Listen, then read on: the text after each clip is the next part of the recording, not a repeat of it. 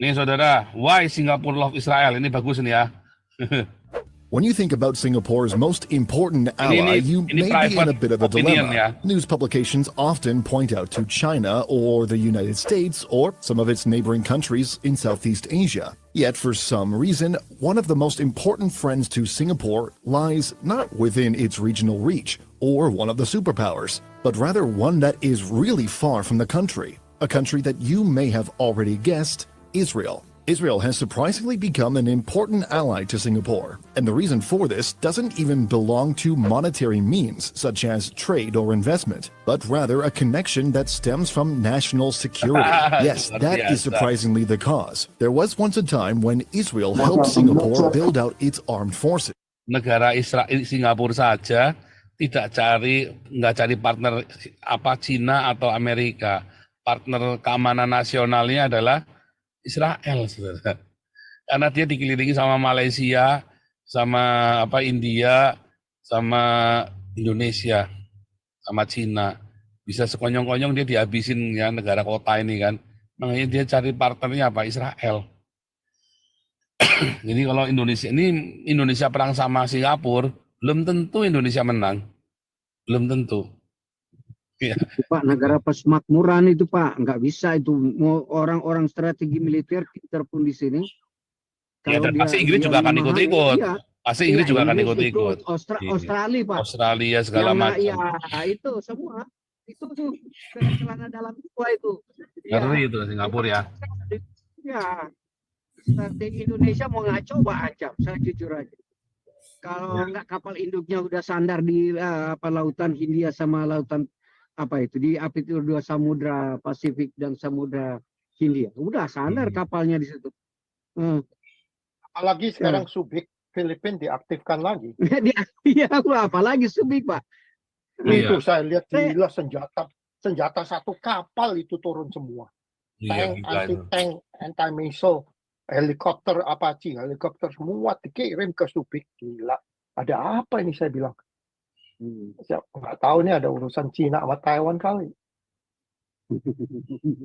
Iya Pak, memang di pengalaman mereka di sejarah Perang Dunia Kedua, memang cuma strateginya di situ, di Subicnya itu, dia akan menguasai lautan Pasifik dan sekitarnya gitu.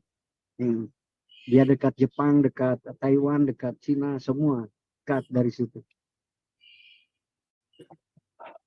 Ya ini sebagai bahan pembelajaran ya teman-teman.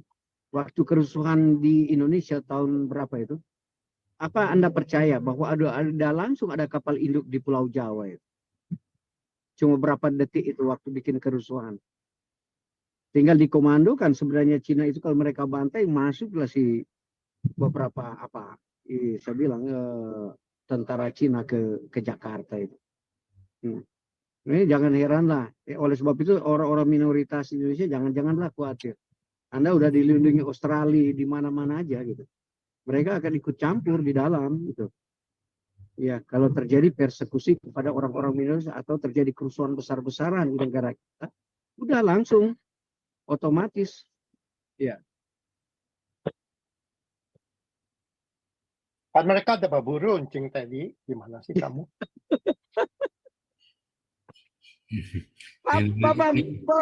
Pak, lihat aja. Semua ex komandan Kopassus itu lagi berperang sama orang aktif Kopassus. Coba lihat di berita sekarang masalah demo. Ini kecelakaan bagi negara, fenomena kecelakaan Indonesia. Lihat aja, saya bilang pensiun yang bekas itu jenderal-jenderal Kopassus itu lagi berperang sama Kopassus aktif. Kemudian dia bekas marinir dan lain sebagainya. Ini negara kita kan negara labil gitu. Lihat aja di media. Kalau di media aja ya, saya yang enggak di Indonesia, tapi lihat aja demo-demo sekarang ini. Ya, saya bilang yang pensiun militer itu semua udah aktif melawan negara gitu. Ya, saya tidak melihat ini melawan Prabowo atau melawan Jokowi di media karena setiap saya membuka media, bagaimana demonstrasi bagi dosen-dosen, bagi siapa aja lembaga-lembaga yang apa aja, itu lembaga-lembaga yang luar biasa itu yang bikin demo ini. Bukan acak-acak, bukan kayak apa saya bilang dari garis-garis Islam, enggak. Daripada dosen, daripada pensiunan itu yang lagi memprotes Jokowi. Ini saya bilang kecelakaan yang sangat itu. Kalau di negara lain seorang presiden itu memang dihargai, dihormati. Nah, sekarang ada gejala di Indonesia sekarang ya, mereka udah mulai kondem ini Jokowi. Ya, tapi saya nggak mau masuk campur, mau dilihat dari mana. Itu memang fenomena politik. Kita belajar akademi politik, akademis politik, apa sebab kenapa gitu. Ya, sampai buat hak angket dan lain sebagainya gitu. Sekarang demo besar-besaran di Indonesia, tetapi pinter ini media ini sudah dibayar supaya jangan diekspos. Akhirnya cuma vlog-vlog tertentu yang muat itu. Iya. Ini yang di Indonesia kan media-media kita cuma dibayar, bukan media profesional. Coba siapa yang jago di sini, yang di Kompas di mana-mana kita ada, benar nggak argumentasi kita di media ini? Kamu cuma media-media di Indonesia itu yang dibayar oleh negara supaya kamu jangan mengekspos apa yang terjadi di Indonesia. Bukan dibayar oleh negara, Pak, dibayar sama yang bayar, Pak. Iya, iya Jadi benar. siapa saja, Pak. Saya sering beli media juga, Pak. Iya, Indonesia benar. itu semua bisa dibeli, Pak. Ya. Ini wartawan-wartawan itu kebenaran nggak ada. Barangkali ya Tempo itu masih bisa dikatakan adalah media yang jujur. Yang majalah Tempo itu ya, bukan yang News Tempo, majalahnya itu. Ya, karena dia berani membongkar kejahatan-kejahatan oligarki, bukan oligarki ya. Kejahatan-kejahatan politik di Indonesia dia yang berani bongkar. Nah ini ya sebagai nilai tambah ya, pengetahuan bagi teman-teman di sini. Kita di sini bukan memprovokasi, tetapi hasil dari baca pengetahuan kita. Ya.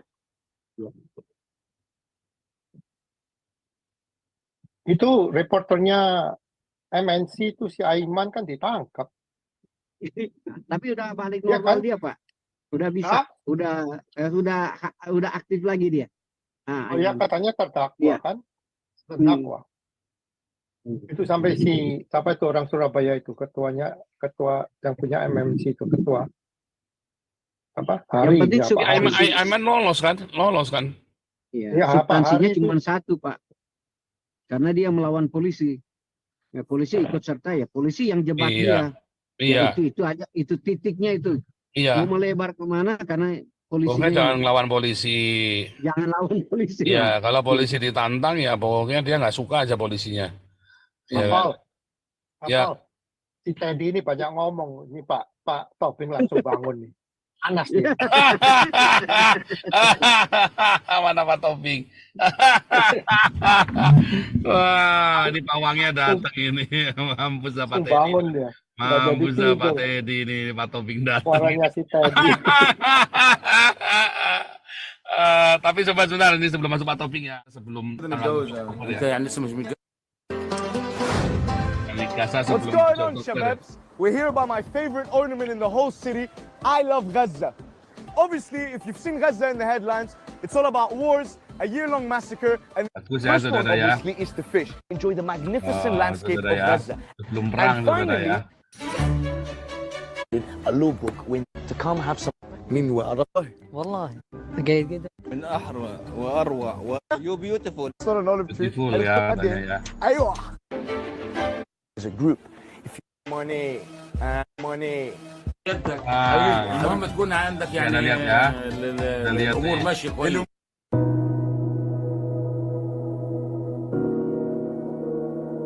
Hancur, kasihan. Tahu apa kok Makanya- malah orang. That was before the war, Habibi. Iya, makanya belagu sih. Orang-orang lagi baik-baik duduk, nggak diperkosa malah diculik. Yang salah siapa coba?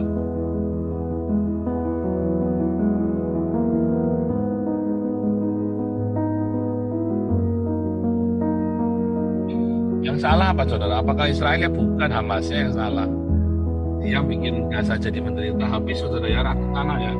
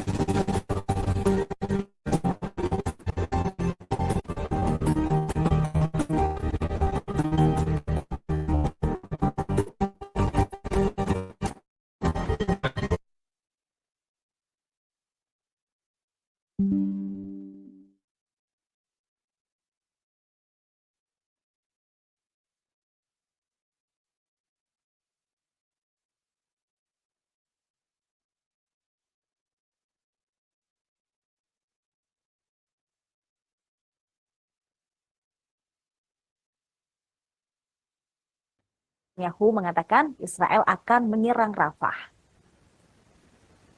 Rafah sendiri merupakan tempat terakhir yang relatif aman di daerah kantong Gaza yang kecil dan padat setelah perang selama lebih dari 5 bulan. Netanyahu mengatakan operasi militernya di Rafah diprediksi akan memakan waktu beberapa minggu. Namun, dia tidak menjelaskan apakah yang ia maksud adalah serangan tersebut berlangsung selama berminggu-minggu atau akan dimulai dalam beberapa minggu. Sekutu Israel telah berulang kali mendesak Netanyahu untuk tidak menyerang Rafah. Kanselir Jerman Olaf Scholz di Yordania sebelum rencana kunjungan ke Israel juga mengatakan serangan terhadap Rafah akan membuat perdamaian regional sulit dicapai. Bahkan upaya yang dilakukan saat ini adalah untuk memastikan Israel dan Hamas mencapai gencatan senjata jangka panjang. Netanyahu mengecam tekanan dari sekutunya. Mereka telah melupakan kejadian 7 Oktober itu. Mereka tidak ada tekanan apapun, saudara ya. Tidak ada tekanan apapun. Ini Indonesia eksekusi semua. Ya Pak Tobing, silakan Pak Tobing. Hajar saja nih Pak Teddy ini, memang nakal nih Pak Teddy ini. Baik, begini. Tepuk tangan dulu Pak Tobing. Itu kan tadi si Teddy ngomong para jenderal demonstrasi. Betul. Tapi itu jenderal yang frustasi itu semua. Iya, si Andika salah perahu itu dia Andika ya. Bukan, si Andika kan nggak berkoak-koak, diam aja dia. Ya, tapi kan salah perahu dia. Ya, salah perahu. Memang semua prediksi salah, termasuk si Teddy kan salah juga prediksinya. Dia kira si Ganjar menang. Ya, pertama 16% saya saja kaget tuh Pak, drop 16% saya kaget tuh Pak. Udah saya bilang, saya 2 tahun yang lalu, saya bilang PDIP tenggelam ntar saya bilang. Jadi dengar dulu ya, itu yang demonstrasi itu satu mantan dan Kormar, Letnan Jenderal TNI Marinir Soeharto. Yang kedua Mayor Jenderal Sunarko dan Jen Kopassus. Ini rating saya ini Sunarko ini. Ya. Saya dari kemarin mengikuti terus itu mulai 18, 19 sama tinggal besok. Ya kan? Jadi mereka ini frustasi. Itu Mayor Jenderal Sunarko itu udah tidak dianggap orang Kopassus itu. Iya dia. Ya. Kemarin saya telepon rating saya itu kenapa sih kawan kita itu kok jadi seperti orang yang power syndrome gitu ya. Dia sekarang ulang tahun Kopassus saja nggak diundang itu. Biar tahu kok dulu. Ada dia mantan danjan ya Pak? Ya memang mantan danjan Kopassus. Dia pun mantan danjan Kopassus itu pun nepotisme kok. Dia bilang kita hanguskan nepotisme. Dia sendiri nepotisme. Kalau nggak pamannya, kok pamannya? Kalau tidak Panglima TNI waktu itu, ya Jenderal Joko Santoso itu ponakan dia itu, istrinya itu anak dari kakaknya kandung. Jadi ponakannya nggak akan mungkin dia. Dulu dia waktu berpangkat apa ya? Kalau nggak kapten kalau nggak salah. Ditendang Prabowo dari Kopassus. Sehingga dia udah lama nggak di Kopassus. Tapi nasib dia baik karena Pak Joko Santoso jadi Panglima TNI. Disitulah dia 1 tahun bisa naik pangkat 3 kali kok nggak salah itu. Jadi dia sendiri nepotisme, bilang-bilang benci nepotisme. Lihatlah kemarin demonya itu. Saya juga heran ini orang kok jadi begitu. Jadi biar kau tahu. Nah kalau si dan Kormar Marinir itu temannya Prabowo satu kamar. Seskoat. Dia kecewa sama si Prabowo karena si Prabowo tidak memihak sama mereka. Ya si kadrun-kadrun itu biar tahu aja. Jadi jangan nggak tahu sejarahnya ngomong. Peristiwa 98 saya itu di staf operasi ya. Jadi waktu peristiwa 98 itu kapal induknya Amerika yang sudah ada di selatan, ya selatan Pulau Jawa. Dia minta security clearance dari Mabes TNI karena dia mau menyelamatkan warga negara Amerika. Kenapa? Karena ada prosedur operasi tetap ya SOP-nya. Kalau warga Amerika, kalau ada kekacauan di Amerika, di Indonesia, makanya warga Amerika itu semua harus merapat ke Halim. Dan itu harus dilindungi. Dia merapat ke Halim, nanti pesawat-pesawat dari kapal induk itu akan menjemput dia. Jadi Teddy nggak usah bicara lah. Saya lebih tahu tentang TNI ini. Orang saya di staf operasi sampai 13 tahun. Kamu mau tanya apa aja saya tahu. Jadi dulu peristiwa 98 kenapa marinir yang dipuji-puji? Itulah, kamu tanya lah kenapa marinir pakai puji-puji? Oh, kalau mau apa pakai baret marinir, kan begitu dulu. Marinir dikasih bunga. Itulah Letnan Jenderal Soeharto itu yang jadi komandan marinirnya. Why? Anak buahnya disuruh tembak-tembakin apa toko-toko Cina yang di pecinan sana semua kuncinya supaya jebol, dirampokin semua. Jadi barang busuk ini nggak tahu lah ya. Saya beritahu ya, pengabdian yang sejati bagi seorang perwira, bagi seorang prajurit adalah akan dilihat setelah dia pensiun. Saya beritahu, setelah dia pensiun baru di situ dilihat pengabdian yang sejati. Benar nggak dia prajurit yang sejati? Benar nggak dia purnawirawan? Itu mereka itu bukan purnawirawan, itu pensiun. Kalau purnawirawan tetap mengabdi lah. Sumpahnya itu belum hilang juga dari kepala itu. Orang kita berapa tahun kita bersumpah-sumpah prajurit Samsat Marga itu. Kami warga negara Kesatuan Republik Indonesia. Ya kan? Itulah yang berapa? Yang menjunjung tinggi Pancasila dan Undang-Undang Dasar 45. Sumpah prajurit. Ya. Kami bersumpah, ya kan? Membela negara kesatuan itu. Tunduk kepada apa? Setia kepada pemerintah. Ya, bukan setia kepada pemerintah dulu. Nah, itu sumpahnya mereka itu masih pakai itu. Kalau sekarang sumpahnya apa? Setia kepada negara kesatuan Republik Indonesia. Ya, bukan lagi dulu tunduk kepada undang-undang. Ngapain tunduk kepada undang-undang? Kita aja nggak tunduk kok. Jadi jangan ngarang-ngarang lah. Saya dengarnya tadi, aku lagi tidur itu. Kenapa? Nggak tahu aku kebangun. Itu makanya ada feeling saya terus. Saya udah tidur ini, udah jam berapa ini coba? Nah, jadi kalau aku kedengaran begitu, wah ini ada yang nggak enak ini bicara di tempat si jamnya Paul. Jadi nggak usah ngarang-ngarang lah. Saya beritahu ya, 02 sekarang diam. Kenapa? Karena dengan cara diam itulah yang menang. Mereka ini mau koar-koar. Kan dia berusaha sebelum KPU memberikan keputusan. Diobrak-abrik lah.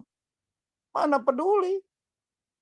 Ya kan? Nanti katanya hak angket. Hak angket silahkan. Dipersilahkan kok. Hak untuk menyelidiki. Kalau memang mereka benar ya. Kalau mereka memang benar, ini ada strategi, ada udang di balik kerupuk. Besoklah kita bongkar. Besok kan jatahnya saya. Jadi ada udang di balik kerupuk.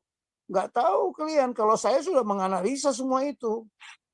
Jadi, menurut saya, ini jenderal-jenderal yang ikut 01 adalah frustasi. Ya, post power syndrome. Mereka berharap kalau Anies jadi presiden, pasti mereka jadi pejabat. Mau Aniesnya ke laut, apa yang mau jadi pejabat? Mau demo kayak apapun, nanti ya kalau mereka punya rasa nasionalisme ya, apakah kita mau mengorbankan negara ini sekarang? Sekarang ceklah, apakah Jokowi melanggar konstitusi? Yang mana dilanggar? Undang-undang, iya. Karena undang-undang kita ini nggak ada yang benar kok dari sejak reformasi. Tidak ada yang benar, semua kacau. Tidak ada standar. Ya kan? Yang kedua, siapa yang melanggar konstitusi sebenarnya? Udah saya kasih tahu sama kalian. Ya, Pancasila itu 5 sila tertulis di amanat pembukaan. Kalaupun tidak disebut Pancasila, itu kedaulatan rakyat yang berdasarkan kerakyatan yang dipimpin oleh hikmat kebijaksanaan dalam permusyawaratan perwakilan. Sekarang sudah dibikin pemilihan langsung, ya kan? Dengan membangga-banggakan suara rakyat, suara Tuhan. Kan sejak itu muncul itu kata-kata itu. Dulu mana ada ceritanya suara rakyat, suara Tuhan. Ya, Golkar aja nggak berani pakai kata gitu. Kalau Golkar suara rakyat adalah suara Golkar. Suara Golkar adalah suara rakyat. Nggak boleh. Itu udah melanggarkan karena konsep ketuhanan ada musyawarah untuk mencapai mufakat. Musyawarah untuk mencapai mufakat itu adalah konsep ketuhanan yang Maha Esa. Coba, saya berikan contoh kemarin kepada Dirjen BPB itu. Saya bilang, Pak Sobri, Profesor Sobri, musyawarah untuk mencapai mufakat itu adalah konsep ketuhanan. Musa bermusyawarah sama Tuhan. Ya, Abraham bermusyawarah sama Tuhan. Kita yang sama aja lah, yang ada di Quran sama di Bible saya bilang. Ya, Nabi Lot juga Abraham untuk menyelamatkan Lot, musyawarah dengan Tuhan saya bilang. Itu konsep musyawarah untuk mencapai mufakat, bukan voting. Bayangkanlah ya, semua kepala 260 juta penduduk Indonesia semuanya menjadi suara Tuhan. Yang benar aja itu melanggar ketentuan Tuhan karena demokrasi ini ciptaan setan. Biar tahu, saya kasih tahu sekarang. Tapi demokrasi Pancasila itu berdasarkan ketuhanan. Si Teddy kan orang Amerika dia itu. Jangan-jangan dia ke Amerika itu melarikan diri dulu. Ya, jadi nggak usah ngomong yang tidak benar lah. Tanya yang tahu. Persis tahu nggak peristiwa 98? Itu saya pelajari semua itu, tahu nggak? 130 mayat ya di Mall Karawaci itu. Di Mall Karawaci 130 mayat itu dekat wilayah saya itu termasuk masih BSD itu. Masuk Serpong, masuk Tangerang. Anak saya coba hilang tidak seminggu tidak pulang. Bayangkan itu. Dia tidur di rumah temannya. Kita tidak bisa berhubungan karena nggak ada telepon. Coba bayangkan, 130 mayat itu berapa? Siapa yang ngangkat? Anak buah saya yang dari cukup mengangkat mayat itu, tahu gak? Nah, kenapa? Kesombongan James Riyadi yang punya Karawaci merasa nggak perlu dilindungi sama TNI. Sombong dia. Setelah kejadian itu bangun Korem di situ, tahu nggak? Ada Korem sekarang di situ. Jadi nggak usah, kalau nggak ngomong, nggak saksi nyata atau saksi yang sebenarnya melihat di lapangan, nggak usah bicara lah, tanya sini saksinya. Jadi orang-orang ini tadi juga saya waspadai, aduh, ini ngapain lah orang ini ikut-ikut demo. Jadi seolah-olah kelompok Zionis itu memanfaatkan pensiun jenderal itu. Sekarang bongkarlah. Mari kita buka sama-sama angket sekarang. Sampai dari mana? Bukanya sejak reformasi. Itu sebenarnya biang keroknya. Ya, merubah melalui permusyawaratan perwakilan kok dirubah menjadi voting langsung. Setiap individu bisa memberikan suara. Emangnya kepala orang Indonesia ini sudah pakar? Ya, sekarang bansos, BLT. Nah, kenapa kita membuat BLT sama bansos itu? Karena rakyat Indonesia miskin. Ini ada komentar lagi, memang sengaja rakyat dibikin miskin. Miskin kita itu karena pemalas kok. Karena pemalas, bukan karena apa-apa. Ya, jadi kadang-kadang kita juga harus berpikir jernih lah, berpikir yang waras. Kemudian begini. Tadi Pak Paul bilang Singapura lebih kuat dari kita. Ya memang dia strateginya menggunakan strategi Israel. Lee Kuan Yew itu mencontoh Israel. Cobalah lihat mengapa ada kedutaan Israel di Singapura. Itulah kenapa dulu orang Indonesia mau ke Israel aja lewat Singapura. Semua persenjataan di Singapura itu meniru apa? Meniru Israel punya. Kan saya sudah sering ke Singapura. Saya mungkin 75 kali atau 50 kali saya ke Singapura meeting sama jenderal-jenderalnya sana. Ya, walaupun saya lihat call, saya sekretaris. Jadi bukan nggak tahu. Kemudian Singapura itu coba dulu pesawat-pesawatnya itu di mana kalian tahu? Ditaruh di Australia. Dulu pernah sempat di Thailand, tapi karena Singapura sama Thailand pernah ribut. Ya, gara-gara apa? Gara-gara Perdana Menteri itu siapa yang apa ya? Alah, lupa saya namanya. Yang adiknya juga jadi Perdana Menteri kan. Jadi Perdana Menteri Singapura itu, Perdana Menterinya Sinawan apa namanya? Saya jadi lupa lagi itu. Nah, dia rupanya kalau nggak salah menjual apa namanya? Menjual apa ya? Telekomunikasinya ke Singapura. Sama seperti Mega juga menjual Indosat ke sana. Jadi Teddy ini hantunya siapa ini? Mungkin juga ada hubungannya. Ya. Jadi saya nggak memuji-muji orang. Kami orang Batak, kalau salah kami bilang salah. Apa yang ada di hati kami, apa itu yang di mulut kami. Itulah orang Batak Teddy. Entah kalau kau. Tapi saya kira orang Manado juga nggak begitu kok. Banyak teman saya orang Manado. Malah bos saya semua orang Manado. Ya mulai Pak Prince Mantiri, Pak Joni Lumintang, Pak Albert Ingkiruang, itu semua bos saya itu. Jadi nggak cara berpikirnya kayak si Teddy. Jadi ini Teddy kau kena kalau sama saya, nggak bisa. Kau tidak bisa membuktikan secara nyata. Sementara saya saksi pelaku lagi. Biar tahu Anda. Kalau nggak percaya telepon Pak Joni Lumintang sana. Nah, jadi inilah ya. Tapi kita begini, ini sekarang yang menjadi pertanyaan bagi kita sekarang ini, apakah negara Indonesia nanti akan chaos? Akan chaos. Kita lihat nanti besok. Sekarang kan KPU lagi rapat, malam ini aja masih rapat dia. Sidang plenonya itu. Ya, karena baru ada 5 provinsi lagi kalau nggak salah yang belum direkapitulasi. Jadi mungkin nanti sampai subuh itu. Sampai subuh, besok pagi diumumkannya kapan? Nah itulah, kalau besok diumumkan rencana demo, besok rencana demo besar-besaran lagi itu. Saya kan kemarin 18, 19 demo. Wah. Sasarannya apa? Tahu nggak kalian sasarannya apa? Sasaran utamanya adalah apa? Bukan memajukan Jokowi. Jokowi itu sasaran antara.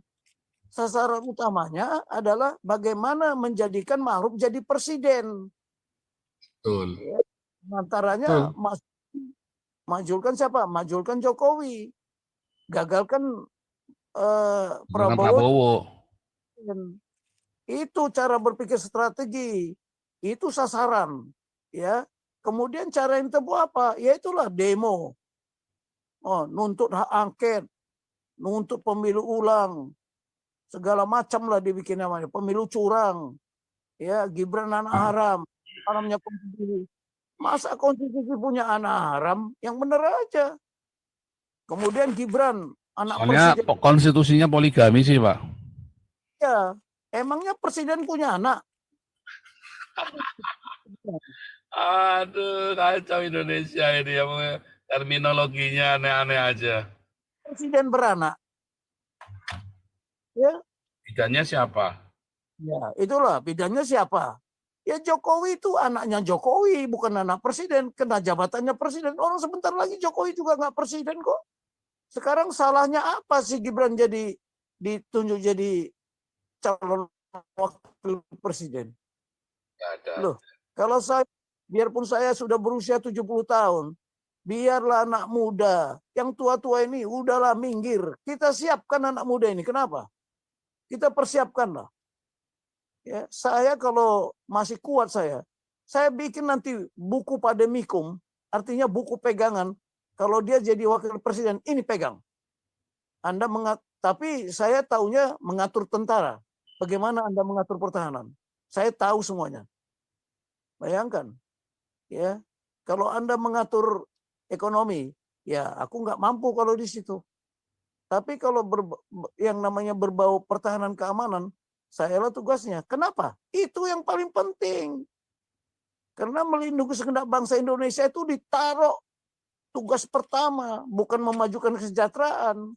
Karena nilai kesejahteraan yang paling tinggi adalah keamanan. Bukan perut, bukan banyaknya uang. Indonesia ini kalau tidak aman, kamu takut juga, takut mati. Lihat peristiwa 98 dulu, semua orang lari ke Singapura. Lari ke Singapura. Saya pas kebetulan di Singapura yang harus mau pulang, ketemu mereka itu, bapak-bapak ini dari Indonesia ya? Nggak mau dia bilang dari Indonesia. Nggak mau. Nggak mau. Dia tahu dari Indonesia. Saya kejadian malam itu di sana, tahu nggak? Kami lagi rapat, Pak Joni Lumintang pun di sana, semua jenderal-jenderal ya, para wakil asisten yang ada di Mabes TNI. Kami lagi rapat di Singapura. Ya, karena kejadian itu udah rusuh kayak gitu, Pak Joni Lumintang bilang, Bing, sekarang saya harus kembali. Kau aja tinggal di sini katanya. Iya Pak, besok saya juga nyusul. Tapi malam ini aku harus pulang. Akhirnya sibuklah saya ngurusin tiketnya sama pasportnya. Coba bayangkan. Tiketnya udah diurus, pasportnya ketinggalan lagi. Aduh, balik lagi ngejar. Akhirnya mereka berangkat. Karena di asisten operasi. Segala sesuatu yang terjadi di sana, urusannya kalau asisten operasi nggak ada di tempat, wah bahaya. Yang tinggal waas, Pak Prismantiri. Tolonglah Teddy, saya ini pelaku sejarah, tahu semua saya. Tapi sudahlah, pengabdian yang sejati bagi seorang TNI, ya itu akan ketahuan setelah dia purnawira. Itulah, itu makanya kita purnawirawan. Purnawirawan itu di wisuda. Kalau dulu kita dilantik di akademi, kita kembali lagi ke akademi militer. Di situ kita diwisuda. Biar tahu Anda. Tapi yang tidak diwisuda, tidak dianggap purnawirawan. Biar tahu aja Anda. Jadi mereka ini diwisuda sebenarnya. Tapi kenapa kok begitu ya? Saya juga lagi mikir, kenapa senior-senior ini kayak gini? Ya. Itu juga kemarin teman saya telepon. Kawan kita itu kok jadi seperti itu? Ya, bagaimana Nabing stres? Kenapa stres? Wah, bilang dia pun udah tidak dianggap lagi Kopassus. Nah itulah, saya juga heran. Dia dulu waktu dia jadi Danjen Kopassus, waktu si Prabowo dulu dia loyal sekali sama si Prabowo. Bahkan dia itu ditunjuk menjadi urusannya perkebunan Prabowo di Aceh sana. Coba bayangkan aja itu. Dia juga pernah pandang satu Aceh. Jadi kawan kita ini nggak tahu lah. Dia kebetulan memang orang Jawa, tapi lahirnya juga di Medan itu. Ya, makanya gayanya seperti gaya orang Medan dia itu, walaupun orang Jawa. Tapi aku bilang ini kelihatannya salah arah. Jadi saya lihat teman saya ini mungkin stres ya, atau power syndrome. Itulah. Jadi mohon maaf ya, Pak Teddy. Apalagi sekarang, ayo silakan lah. Aloha. Ini KPU ini kok makan waktu lama Pak Tobing. Ini apa di belakang ini ada jual beli suara Pak Tobing? Di mana? Di KPU ini loh, kok lama sekali sih? Kalau sekarang umpama ya, sekarang yang nomor 2 udah 60. Kalau yang nomor 1 sama nomor 3 udah concede, maksudnya concede udah menerima kekalahan, ya udahlah. KPU ini mau apa lagi? Kok lama gitu, 2 minggu lebih? Gimana sih? Enggak, mungkin saking banyak. Sekarang Ada begini, jadi itulah yang harus kita analisa. Mengapa banyak? Bayangin ya, yang dipilih itu bukan hanya presiden. Ya, saya ingatkan lagi, bukan hanya presiden, pileg, DPD, Iya, iya. pileg itu berapa macam, pusat, kabupaten. Iya, Coba ini lah, serentak ya. Serentak ini ya. DPD. Iya serentak. Ini coba paradigma mana kayak gini? Ada di negara luar kayak begini? Tidak ada. Nah, ini yang perlu diangket sebenarnya. Apa ini terjadi? Bahkan memakan korban kan? Tadi pagi saya teliti ya berapa yang meninggal waktu pemilu 2019. Ternyata 300 orang lebih loh. Ya. Mati kenapa Pak Tobing? Ya, yang sekarang ini meninggal 91 orang. Kenapa Belum yang tuh? Hah? Apa? Heart attack, jantung, atau apa? Kecapean, Pak. Ya kecapean, Kecapean, bayangin Pak. lah. Oh Anda kalau turun ke TPS ya, karena dulu saya caleg, jadi saya tahu persis bagaimana capeknya mereka itu. Ya, apalagi C1. Coba, ini pilpres, habis itu pilegnya pusat, habis itu pilegnya provinsi, pilegnya kabupaten. Cobalah, udah itu DPD. Ya, dulu itu ada lagi pilkada. Sekarang pilkada dikurangi, makanya kurang juga yang meninggal. Ini apa ini? Cobalah, pikirkanlah paradigma apa ini? Tobing, kita ini kan udah zaman modern kan, pakai QR code atau pakai barcode kan? Apa susahnya sih komputer yang hitung?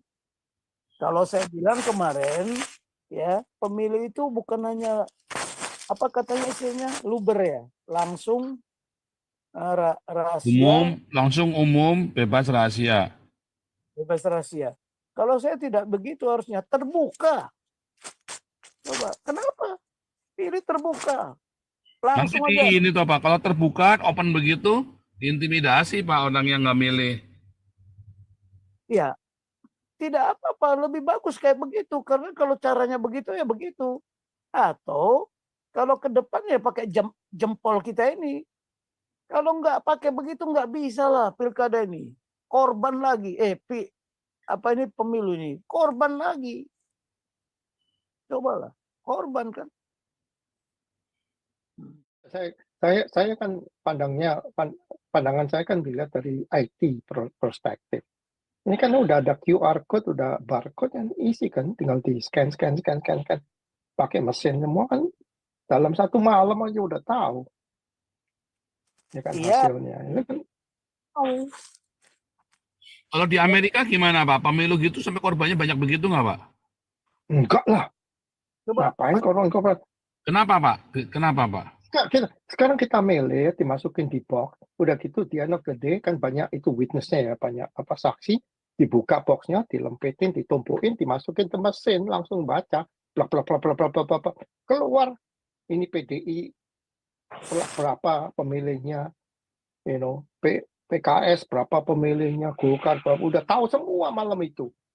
Nah, terus yang kalah terus langsung making announcement, oke, aku menerima kekalahan, I conceded maksudnya menerima kekalahan, udah buyar, bebas, nggak sampai berminggu-minggu kayak Indonesia. Makanya saya bingung, ini yang ngitung pakai tangan, orang kecapean mati atau kok nggak pakai komputer gitu loh, Pak Tobing. Jadi ya mungkin ada kemungkinan nggak kalau suara-suara ini dijual belikan. Pak Teddy, begini. Udah nggak bisa kali Pak ya? Pak Andi, kita masih belum, apakah semua orang punya HP? Semua orang Indonesia ini punya? Mana? Enggak, penyoblosnya tetap pakai tangan, Pak. Masuk ke booth, yang nyoblos, yang ngitung ini loh, KPU yang ngitung ini kan harus di computerize, Pak Tobing. Loh, sekarang beginilah ya. Ya. Kalau saya lihat di TPS-TPS itu, semua saksi daripada para partai juga ada. Ya, semua saksi ada. Kemudian dari Bawaslu pun ada. Jadi saya nggak ngerti juga di mana curangnya gitu loh. Cuman kalau kesalahan perhitungan bisa terjadi sekian banyak, bayangkanlah, aduh, ini sekarang 4, tidak ada pilkada. Pilkadanya nanti katanya kan bulan berapa itu. Waduh, udahlah, kecapean orang di sana. Belum memilihin mana yang salah coblos juga, ya kan? Human Susah, error-nya terlalu banyak ya. terlalu banyak, udahlah, terlalu banyak. Dan yang Kalau- pekerja di TPS itu kan didesak juga dia hari itu harus jadi kan, hari itu harus dilaporkan C1-nya. Aduh, udahlah. Ada Nah, yang itu kerja. enggak, tiap hari Pak Toping pernah cerita itu TPS katanya orang kepanasan gitu. Kalau di sini Pak, itu aula-aula sekolahan itu dipakai, Oh iya, gereja dipakai, garasi orang dipakai untuk jadi tempatnya aman adem gitu loh, nggak sampai orang mati kepanasan ke TPS. nah Ya kan kan? nanti dibilangnya nggak netral. Gimana? Dibilangnya nggak netral. Nggak netral gimana? Mereka nyoblos kita nggak tahu kok. Nggak netral gimana? Ya itulah. Tetapi nanti kalau cobalah contoh, kalau ditaruh di asrama, asrama tentara itu pasti punya aula kok semuanya. Tapi Iya, kalau makanya. dibilangnya nggak netral, ada godaan ada tekanan, ada intimidasi, macam-macam lah cara untuk menjatuhkan seseorang. Ini katanya pemilu brutal, apalagi definisi itu. Aduh, terus Terminologi. pertanyaan saya kedua, Pak Tobing. Pertanyaan saya kedua. Ini kita baru ngomong tadi. Subic ini diaktifkan lagi. Dari pandangan militer, Pak Tobing, ada apa nih, Pak, di Asia Tenggara ini? Sekarang begini, Itu senjata bagus baru-baru datang semua, Pak. Satu kapal saya lihat tuh. Gila, dari Apache, helikopter sampai Abrams tank semua, Pak Tobing. saya terlibat. 2009 saya diundang ke China. Ya, semua negara ASEAN diundang ke sana. Saya jadi pembicara. Ya, masalah Laut Cina Selatan. Ya. Ya, masalah Laut Cina Selatan. Karena sudah terjadi konflik antara Filipina dengan Cina, antara Vietnam dengan antara Malaysia dengan Cina, antara Brunei dengan Cina, Taiwan dengan Cina. Mana satu lagi ya? Ada 5 negara kalau nggak salah yang sebagai claimant state. Karena Indonesia tidak claimant state, makanya saya diminta untuk jadi narasumber. Bagaimana penyelesaian di sana? Ya waktu itu saya ngomong, ya penyelesaian di sini karena di sini negara claimant state kan berebut masalah harta karun yang ada di Laut Cina Selatan. Ya, ada karun di Laut Cina Selatan. Sekarang Filipina pun sudah gesekan. Sempat juga kapal sama kapalnya, Vietnam juga begitu. Jadi dulu pangkalan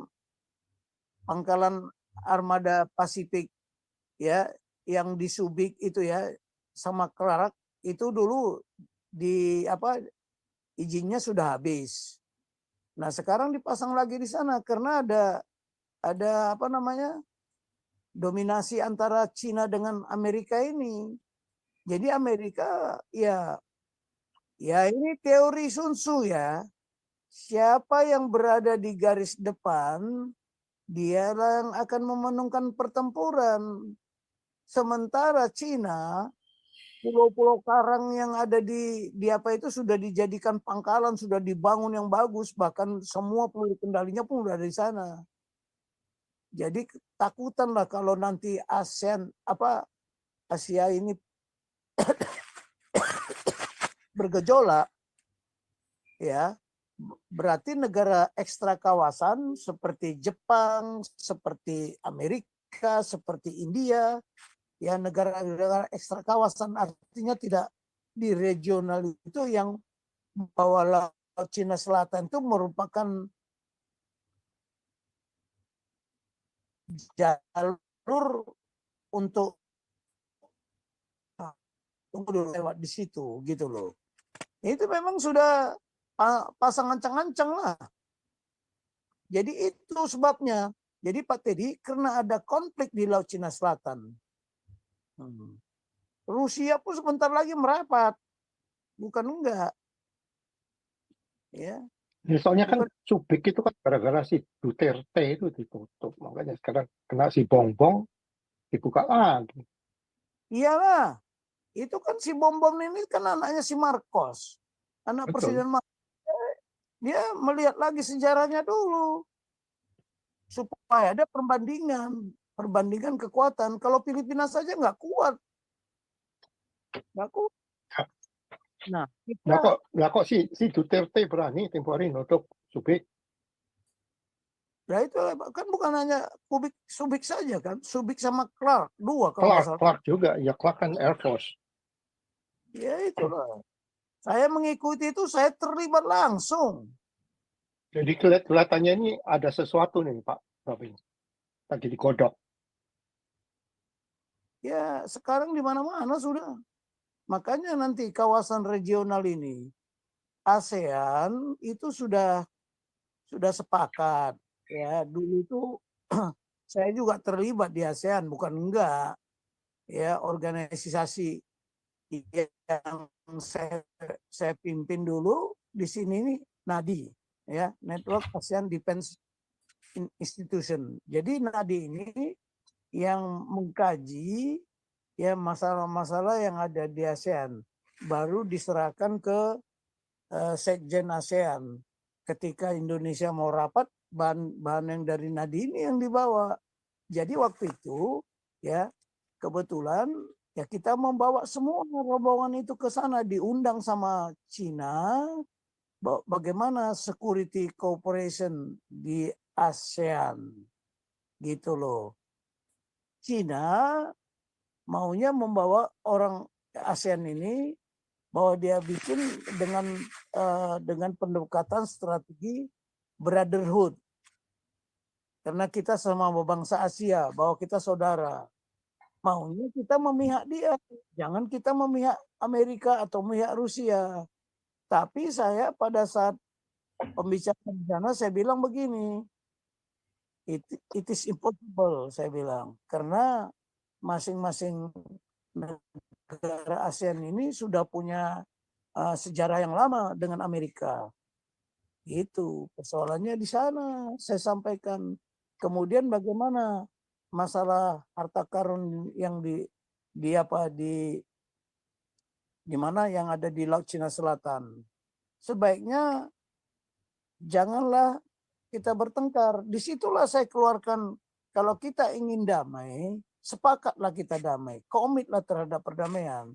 Tapi bagaimana harta karun di sana, bekerja samalah untuk apa namanya, ya semua menikmati gitu loh.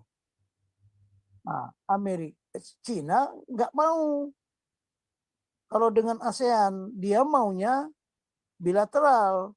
Cina dengan Vietnam, Cina dengan apa? Dengan Filipina, Cina dengan apa? Jadi dia maunya diselesaikan bilateral. Dia tidak mau ASEAN mengeroyok dia. Ini, repot itu. Jadi Cina sampai sekarang dia tidak mau COD, Code of Conduct, COC, Code of Conduct-nya dia nggak mau. Walaupun ada SOP, DOD, tapi dia tidak mau Code of Conduct, gitu loh. Wah, ramai. Itu Indonesia masih ribut mengenai syariah, ikut ribut-ribut takbir, jilbab, aneh-aneh.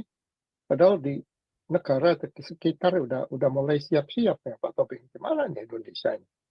Masih ribet aja islamisasi ini pusing. Sekarang kita harus mengorbankan lah ya kepentingan kelompok, kepentingan partai. Utamakanlah kepentingan nasional.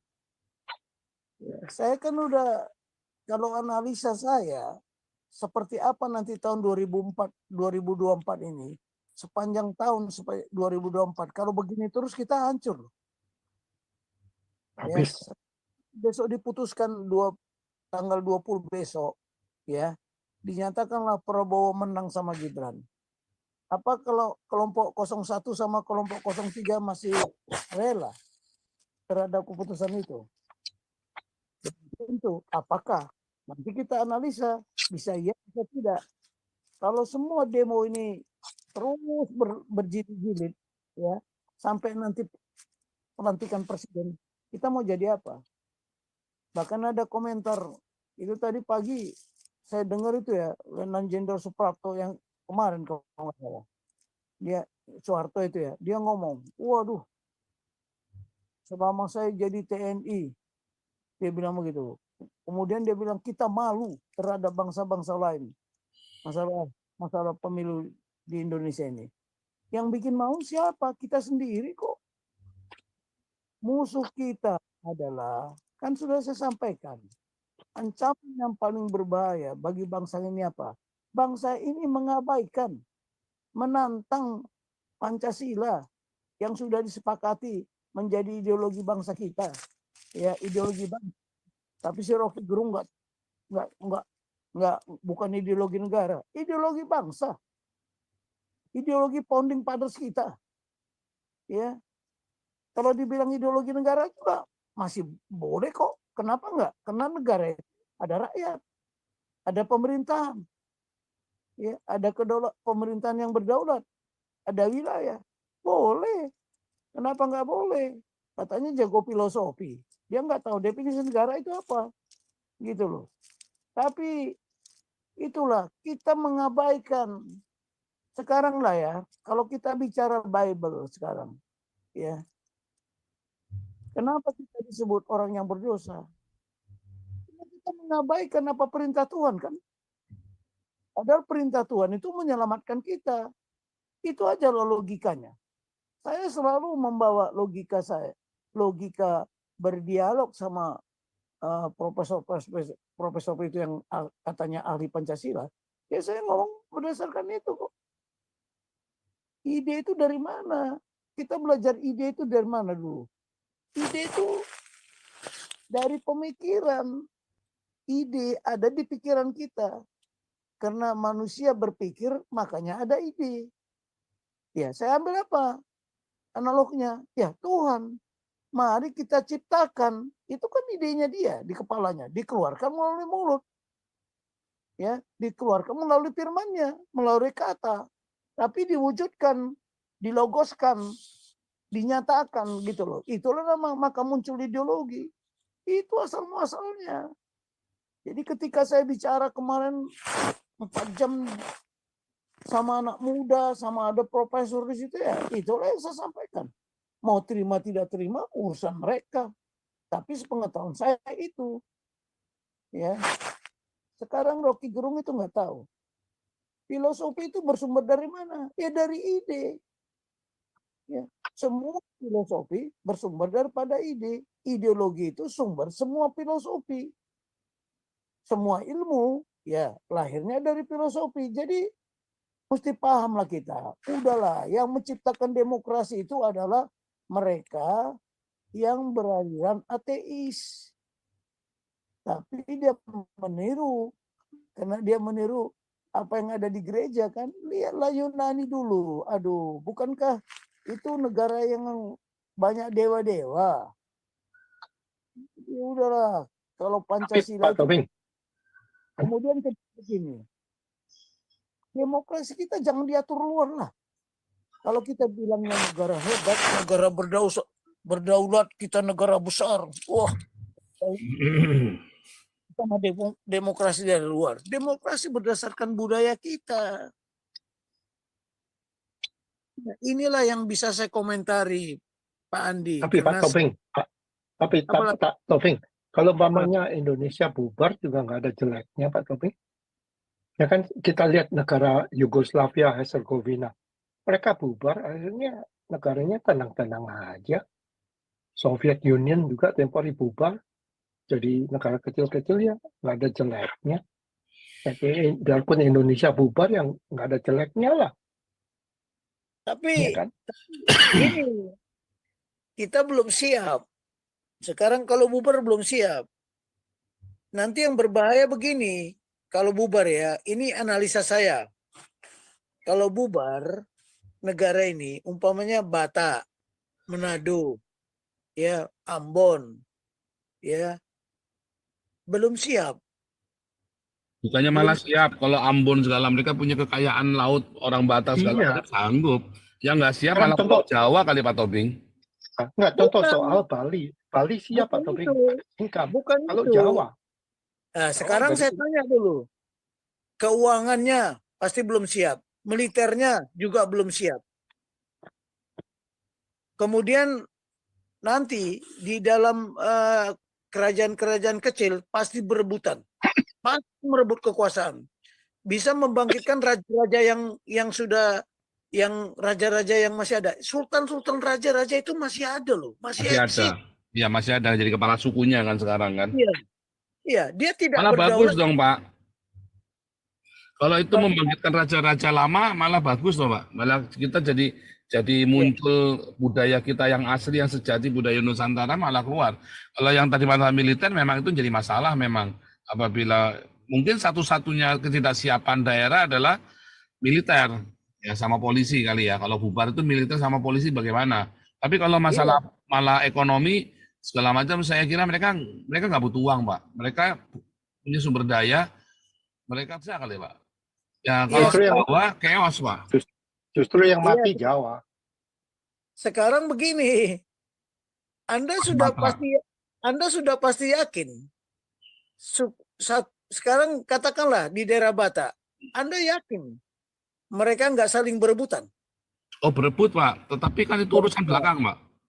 Kayak di pecahnya Rusia itu berebut Pak, tetapi itu urusan belakang. Yang penting mereka rakyat kecil ini kan terus, yang penting rakyat kecil kan akhirnya bisa jadi raja-raja kecil itu tadi kan.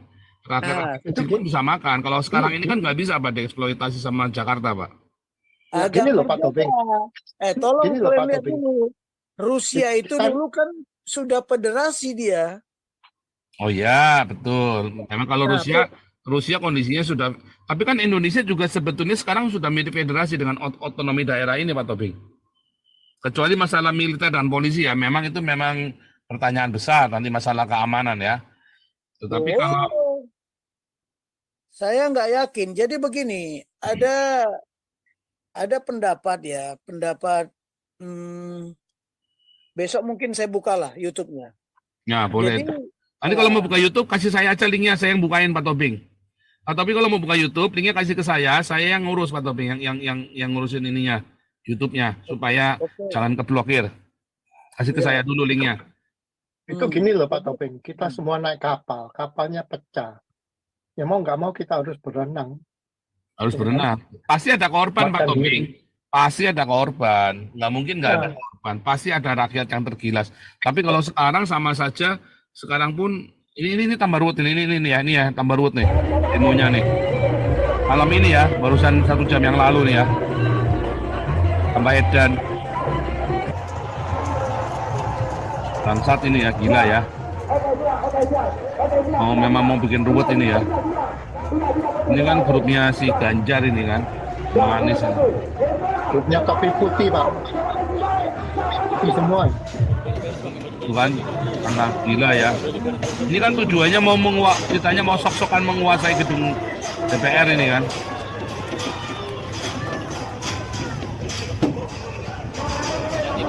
Ini hari ini Bapak. Iya barusan 1 jam yang lalu.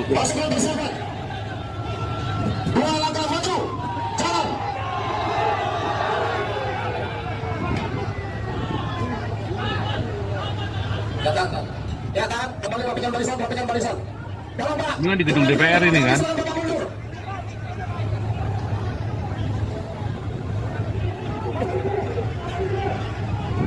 Polisinya Agak anarkis sekali ini.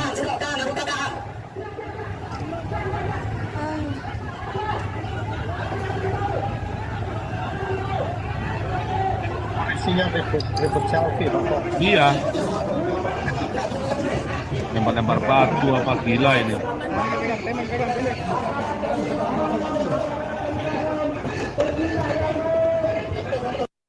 Ya ini nih apa tukul mundur. Akhirnya main kekerasan ya.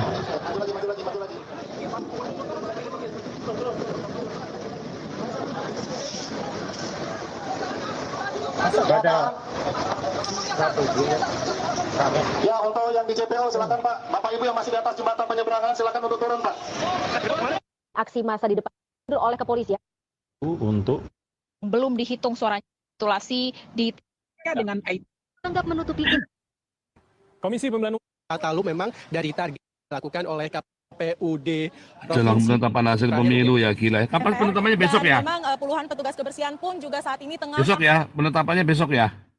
Iya, penetapannya besok diumumkan. Mereka mengacu supaya orang tidak bisa bekerja. Iya, kacau Karena sekali. Memang pasaran kacau. 01 sama 03, kalau bisa tidak diumumkan terus itu. Iya, digantung. Terus pemakzulan Jokowi supaya Maruf Amin naik. Terus khilafah berkuasa, pilpres dibatalkan, diulang lagi kan. Apalagi deklarasi bahwa khilafah akan bangkit pada tahun Nih, 2024 ini. Ya, 100 100 tahun. tahun. Kan? Iya, Nah, 100 tahun. tapi tidak terbukti.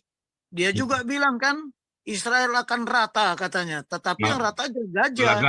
Malah Gazanya rata. Itu makanya nih saudara, yang begini-begini ini memang bikin kita senewen. Akhirnya yang korban rakyat kecil. Ya, oke, nanti besok Pak Toping akan bicara masalah ini saudara ya. Nanti saya kasih, kita lihat besok pagi apa nih, kita kasih judulnya yang serem ya saudara ya. Ini jadi beginilah, besok itu pun saya masih monitor juga itu. Ya, ini malam ini juga tadi pun masih saya monitor. Aduh gila, sampai malam. Padahal ini bulan puasa. Iya. Cobalah. Sampai malam masih. Setan-setannya soalnya setan-setannya berkeliaran Pak Toping bulan puasa. Ya nggak tahulah. Makanya inilah kalau demokrasi kesetanannya beginilah. Jadi apalagi, aduh macam sekali lah ini yang ahli-ahli politik. Saya cuma tanya, kenapa konstitusi dirubah? Mereka kok nggak bicara pada waktu itu? Kenapa mereka diam saja? Sekarang baru dia kotak-atik. Baru ribut ya. Iya, baru ribut. Baru Kan ribut. memang itu. Makanya kan udah selalu sudah saya katakan kan, pergeseran paradigma akan menyebabkan terjadinya benturan karena tidak sesuai dengan standar patokan, ya tidak sesuai dengan benchmarking. Orang para founding fathers kita itu, pendiri republik ini sudah menetapkan bahwa paradigmanya ini ditetapkan sudah dan tidak boleh dirubah. Kenapa dirubah? Itu masalahnya. Artinya apa? Kita sendiri yang melawan, menentang, mengabaikan prinsip-prinsip yang udah diberikan oleh generasi pendahulu kita. Tapi sekarang kan generasi pendahulu kita itu sudah tidak ada.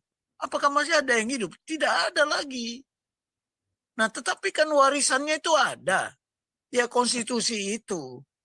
Terutama amanat pembukaan tidak boleh dirubah. Itulah, tapi nggak jelas. Apa amandemen 4 kali ini udah nggak dirubah? Waduh, nanti kita diskusikan itu. Saya kira orang di MPR sana, di DPR itu Mereka tahu. mancingnya kan dengan itu tadi ya Pak Toping, dengan konflik terminologi dan jargon-jargon, lalu mulai itu digiring tuh paradigmanya orang kan, jahat sekali. Iya, jahat sekali. Waduh, ini ya perang mindset ini yang paling berat. Perang mindset, betul. The battle in the mindset katanya kan. The battle in the mindset, ya. Kenapa kita ini ya, saya juga heran. Kenapa jenderal-jenderal yang purnawirawan ini kok yang ngomong yang malah pihak lawan? Ya kan, pihak 01 sama 03. Kalau yang di pihak 02 ini ada mayam, diam. Mungkin karena nggak mau bikin keruh, Pak. Jadi mendingan diem. Kalau kayak Luhut kan ini ngomong terus, malah jadi pingpong-pingpongan terus ini kan. Luhut kan bicara ngomong terus ini kan. Harusnya Luhut diem saja mungkin ya. Yang benar adalah diem saja, tetapi sambil konsolidasi ada apa-apa pokoknya langsung ciduk gitu aja. Nggak usah banyak ngomong. Iya, saya berharap begini, jangan sempat TNI terpancing, itu aja. Karena mereka ini memancing juga kan, memancing. Nah, kalau TNI turun, kudeta militer, Pak. Nah, itulah makanya. Kalau TNI turun, itu sudah jadi ini zona militer repot, Pak. Apa namanya? Iya. Yang jam malam itu Pak namanya, Pak? Kalau darurat militer. Wah, itu repot itu, Pak. Kalau sudah begitu ya Prabowo menang pun ya bisa ini. Tetapi begini, undang-undang darurat militer pun sudah tidak bisa berlaku sekarang. Udah nggak ada. Karena itu, nah itulah makanya dulu pengusulan undang-undang darurat militer kan DPR sendiri yang nggak setuju. Blok ya. Ada undang-undang keamanan mereka nggak setuju. Iya. Undang-undang darurat militer Undang-undang subversi pun sudah dihapus. Iya. Gila ya. Memang itu udah rencana besar. itu. Ya sudah rencana besar, rencana busuk khilafah itu kan. Iyalah. Nah, kita harus siap sedia juga ini, ya. Mungkin kalau terjadi chaos besok setelah tanggal 20 ini masih terus demo berlangsung sebelum 20 Oktober. Ya, sebelum 20 Oktober. Ini ya bayangkan kalau dipercepat Jokowi mau nggak Pak? Dipercepat langsung pemindahan kekuasaan ke Prabowo? Skenario terburuk. Bisa apa nggak secara konstitusi? Ya kalau besok sudah ditetapkan boleh aja. Kalau sudah ditetapkan Jokowi bisa sesegera mungkin memindahkan kepada Prabowo ya? Bisa. Nah, kalau kalau sekarang bisa beralih ke wakilnya.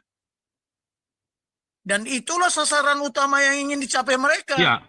Itulah udah kita bahas tuh tahun kemarin kan. Iya. Mereka adalah bagaimana nurunkan Jokowi supaya Maruf Amin yang berkuasa. Cuman kan sekarang kalau sudah ditetapkan, besok misalnya nih dalam minggu ini ditetapkan, minggu depan langsung pemindahan kekuasaan dari Jokowi ke Prabowo. Wakilnya bisa protes nggak si Maruf Aminnya itu? Nggak bisa. Kesepakatan MPR karena MPR yang melantik. Nggak bisa Pak, nggak semudah itu berarti Pak. Makanya belum lagi chaos ini Pak, bisa chaos 6 bulan ini Pak. Iya, makanya kita siap-siap loh. Kalau saya sudah koordinasi ini sama keluarga, bagaimana kita mempersiapkan keadaan yang darurat ini. Pokoknya dokumen jangan lupa saudara ya, dokumen disiap-siapin semua. Iya. Itulah makanya aduh panjang lebar ini kita kalau mau mendiskusikan ini Pak Paul. Besok kita bahas lagi. Kemarin kan 2 minggu yang lalu 2 minggu lalu saya sudah pernah membahas waktu Koinonia kalau terjadi chaos di Indonesia apa yang harus dilakukan. Tetapi itu kan saya secara persiapan keluarga individu. Nah sekarang secara sosial politik apa yang harus dilakukan. Mungkin besok bagus juga tuh apabila Indonesia chaos ya. Mungkin Pak Tobing bisa bawa ke sana kali Pak Tobing. Tadi saya ngambilkan judul apa tadi ya? Bagaimana mengawal demokrasi? Ya, bagaimana kalau misalnya chaos kan? Jadi apabila demokrasi ini tidak bisa dikawal, pasti chaos. Ini kan selama 6 bulan ini kan penentuan kita ini bahaya nih. Bukan seterusnya, setelah Prabowo dilantik pun pasti demo terus dia itu. Ya kalau Prabowo sudah ambil alih, saya kira dia akan otoriter Pak. Enggak, dia nggak bisa otoriter lagi. Nggak bisa. Beda sekarang. Jadi nggak bisa sama dengan Orde Baru dulu. Beda. Karena dia ini lagi fight juga di antara mereka sekarang internal ini. Partai ini minta menterinya sekian, partai ini minta sekian. Iya, koalisinya itu ya. Nah, jadi kalau dulu bisa, kalau waktu zamannya Pak Harto kuat. Kalau ini enggak. Karena ada utang budi. Ya, kalau saya belajar dari ajaran Buddha itu dia bilang utang yang paling tidak bisa dibayar adalah utang budi. Yang paling mahal membayarnya. Ya itulah. Jadi susah. Jadi enggak sama paradigma Orde Baru dulu sama paradigma sekarang. Nggak bisa. Berat ya? Bisa. Iya. Berat ya? Jadi kalau mengawal, saya tidak bilang mengawal Prabowo ya. Mengawal pemerintahan. Ya pemerintahan, ya katakanlah ini pemerintahannya apa namanya. Indonesia Emas umpamanya. Ini harus dikawal. Karena kita harus menghitung ya. Seperti cara Tuhan itulah. Jadi backward planning. Jadi Tuhan menciptakan segala sesuatunya dari apa namanya, dari yang akhir baru dia ciptakan, gitu loh. Itu ada di Bible. Jadi ini harus backward planning. Katakanlah 2045 adalah tahun yang ingin kita capai, adalah tahun emas 100 tahun Indonesia. Itu mundur lagi. Sekarang dari 2024. Tapi aktifnya nanti Pak Prabowo 2025. Ya kan? 2025 mencapai ke 45 itu ada 20 tahun. Nah, kita mundur 5 tahun dari 2045 jadi 2040. Mundur lagi 2035, mundur lagi 2030, 2000. Ini rencananya harus disusun sekarang. Iya. Nah, makanya saya agak sependapat kalau ini nanti Gibran 5 tahun ini Prabowo menjadi presiden, ini harus dipersiapkan 5 tahun ini. Karena kan gini, dia hanya wakil. Ya, lebih banyak konsentrasi ada di Prabowo. Tapi selama 5 tahun ini coba dibina, disiapkan dia, dilegasikan, diwariskan semua kepimpinan dengan mencontoh kepimpinan yang terdahulu. Mana yang salah, diperbaiki. Mana yang baik, diteruskan, dikembangkan. Itu yang harus kita persiapkan. Masa lagi, ini sudah, yang tua-tua ini udah frustasi soalnya. Udah nggak sempat dia mendapat jabatan. Contoh kayak si Masinton. Siapa lagi tuh? Yang mulutnya sering berkuar-kuar itu. Aduh, udah nggak waktunya dia lagi. Coba lihat sekarang. Banyak mereka yang sudah tumbang semua itu. Coba bayangkan. Ya, si Junumat Gisang nggak kepilih. Siapa lagi? Masinton juga nggak masuk rupanya ya, Masinton ya? Masinton nggak masuk. Jadi ini perlu diisi sama generasi muda. Jangan lupa ya, ini ada lagi generasi muda yang di belakangnya si Gibran ini. 10 tahun di belakangnya ini udah siap-siap juga mengambil alih. Dan ini ya, anak-anak sekarang beda dengan kita dulu. Aduh, percepatannya hebat dia semua. Dan sekarang ya, saya dulu udah lama saya baca tuh, The Word is Flat. Ya, orang India yang menciptakan dari Bangalore itu kan, bahwa sekarang ini dunia itu sudah datar. Artinya apa? Tidak ada lagi hierarki. Makanya waktu Colin Powell tanya sama sekretarisnya, tolong carikan ini. Apa jawab sekretarisnya? Bapak cari aja di Google.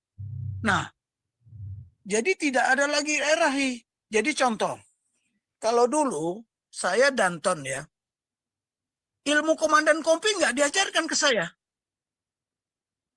Ilmu komandan batalion saya nggak tahu saya. Jadi kalau saya mau jadi komandan kompi, saya sekolah dulu. Kalau saya mau jadi komandan batalion, saya sekolah dulu. Kalau sekarang terbuka semua kok di internet, terbuka semua.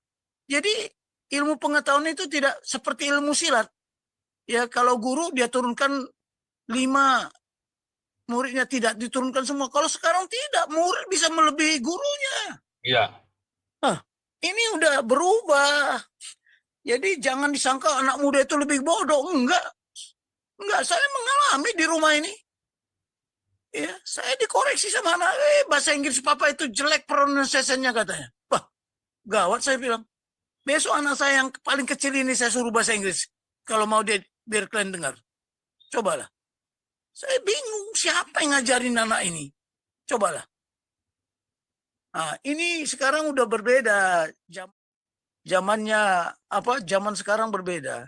Karena kebetulan saya juga mengalami ya. Zaman Pak Bung Karno dulu saya alami, zaman Pak Harto saya alami, zaman reformasi selama 26 tahun ini saya juga mengalami, bahkan saya di situ juga sebagian besar sebagai pelaku. Ya, jadi kita tahu persis lah.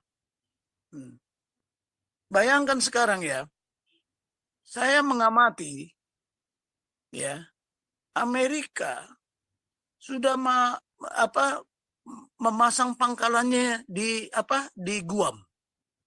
Dari Okinawa dipindahkan ke Guam. Apa maksudnya? Ya, kemudian dia sudah minta akses sama Papua Nugini bahwa dia bisa bebas melalui Papua Nugini. Apa maksudnya? dia menempatkan pasukannya juga di Darwin. Apa maksudnya? Loh, saya sudah berkunjung ke daerah-daerah itu semua. Udah tahu saya semua. Apa maksudnya? Nah, itu nggak tahu. Laut Cina Selatan. Kapal induknya bisa merapat dari Laut Cina Selatan. Yang kedua, bisa juga merapat dari Lautan India. Nah, coba. Cina pinter dia. Ya, dia potong itu perbatasan Malaysia sama Mongtai itu, sama Thailand. Dia bikin terusan di situ. Kalau ada apa-apa dia bisa lewat situ. Jadi ini udah permainan strategi global. Kita ini terjebak, tidak memikirkan apa yang dilakukan orang luar. Kita Buat ikut besok Pak aja. Taufik, buat besok Pak Taufik. Buat besok. Ini sudah 1:30. Ya. Oke, ini terima kasih Pak Tobing, luar biasa. Jadi seru kita kan malam ini. Cuman